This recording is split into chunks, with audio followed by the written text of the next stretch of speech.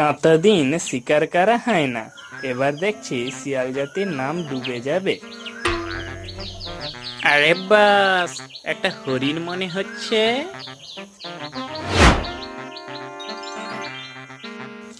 বাবা বাহ, হরিণটা খুব নাদুস নুদুস, জিভে এলো জল। হরিণটাকে পুড়িয়ে খাবো, গায়ে পাবো বল। হরিণের মাংস নাকি খুব নরম, গা করে গরম।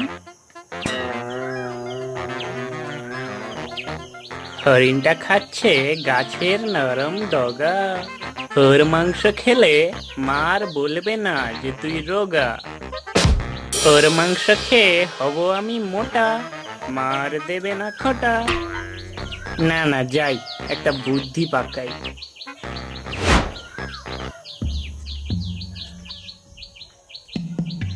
আরে হরিণ ভাই। হরিণ চমকে উঠল। আরে আরে, ভয় পেও না, আমি তোমার সাথে বন্ধুত্ব করতে চাই। তুমি তো শেয়াল, তুমি কিভাবে আমার বন্ধু হতে পারো? তুমি তো আমাদের শিকার করো। না না, আমি ওই রকমের নই। আমি তোমারই মতো ঘাস খাই, সেই জন্যই তো আমার কোনো শিয়াল বন্ধু নেই। আমি খুবই দুঃখী। ঠিক আছে ঠিক আছে, কিন্তু তোমাকে বিশ্বাস কি করে যে করি? দেখো, এই দেখো, আমি ঘাস খাচ্ছি। নাদুস নুদুস হরিণ বাদে খেতে হচ্ছে ঘাস। কবে যে মিটবে আমার এই মনের আস।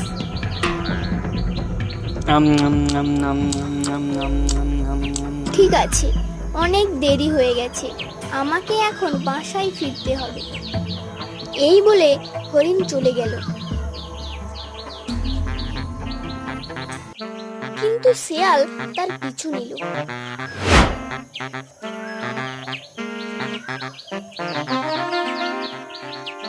বন্ধুরা, আজ ঘাস খেতে খেতে এক শেয়ালের সাথে দেখা হয়েছিল। সে খুবই দুঃখী ছিল। সে আমার সাথে বন্ধুত্ব করতে চায়। না না, শিয়ালকে বিশ্বাস করা যায় নাকি? ওর জালে পা দিলেই ভবলীলা সাঙ্গ। আগে দেখছি হরিণের বন্ধুগুলোকে রাস্তা থেকে হাঁটাতে হবে। একদিন রাতে শেয়াল চুপি চুপি হরিণের বাসায় যায়। হরিণের বাসায় সংগ্রহ করা ঘাস চুরি করে খরগোশের বাসায় রেখে দিয়ে যায়। পরের দিন সকালে হরিণ তার ঘাস খরগোশের বাসায় দেখতে পায়। ছি ছি খরগোশ ভাই, তুমি আমার বন্ধু হয়ে শেষ পর্যন্ত আমারই খাবার চুরি করলে। না না, আমি তা করিনি। এ ঘাস যে এখানে কি করে এলো তা আমি সত্যিই জানি না। বুঝেছি, তোমাদের সাথে বন্ধুত্ব করাই আমার ঘাট হয়েছে।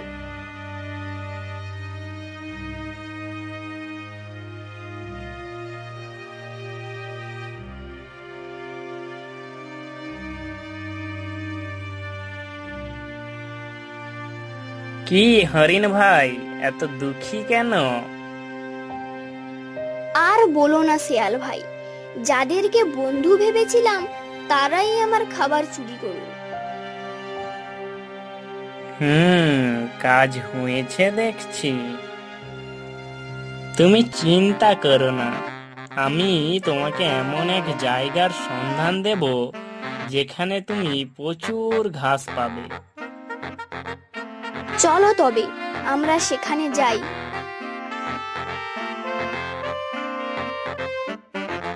শেয়াল হরিণকে এক অন্য জঙ্গলে নিয়ে আসে, যেখানে সে হরিণকে ধরবার জন্য আগে থেকেই ফাঁদ পেতে রেখেছিল। হরিণ ঘাস খেতে খেতে সেই ফাঁদে পড়ে যায়। বাঁচাও বাঁচাও শেয়াল ভাই, বাঁচাও! বাঁচাবো তো নিশ্চয়ই। তোমার মাংস খাওয়ার জন্য যে কতই না বুদ্ধি এঁটেছি।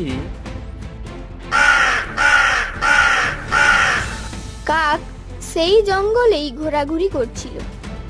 সমস্ত ব্যাপারটা দেখে কাক তার অন্যান্য বন্ধুদের গিয়ে জানায়।